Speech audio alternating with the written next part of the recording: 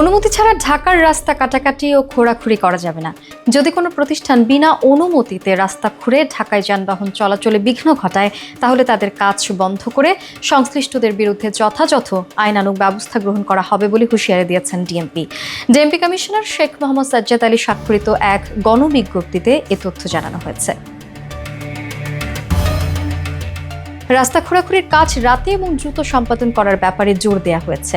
কিছু ঠিকাদারি প্রতিষ্ঠান দিনের বেলা বিভিন্ন ইউটিলিটি সার্ভিসের কাজের জন্য রাস্তা খোঁড়াখুড়ি করে থাকে, যা পুনর্মেরামত করতে অনেক সময় 7 থেকে 8 মাস লেগে যায়। বেশিরভাগ সময় যানবাহন চলাচলের জন্য বিকল্প রাস্তা তৈরি না করেই রাস্তা খোঁড়াখুড়ি করা হয় এবং ট্রাফিক সিগন্যালের জন্য দিক নির্দেশনা সম্বলিত সাইনবোর্ড না দেওয়ায় যান চলাচল ব্যাহত হয়।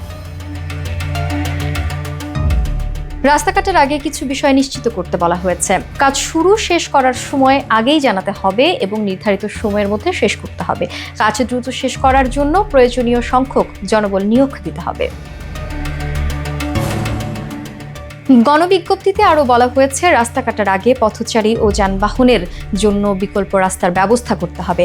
কাটা রাস্তা ব্যবহার উপযোগী করার জন্য লোহার শিট রাস্তা কাটার আগেই সেখানে আনতে হবে। রাস্তার একটা লেন রাতের বেলা কাটা যেতে পারে, তবে সেটা অবশ্যই সূর্যোদয়ের আগেই ব্যবহার উপযোগী করতে হবে।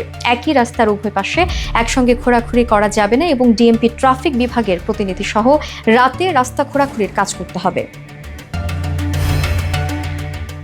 রাস্তা রাতে সর্বোচ্চ 7 দিন খোঁড়াখুড়ির কাজ করা যাবে এবং পরবর্তী 3 রাতের মধ্যে মেরামত করে দিতে হবে। এক্ষেত্রে সর্বোচ্চ সংখ্যক শ্রমিক ও টেকনিশিয়ান নিয়োগ করতে হবে।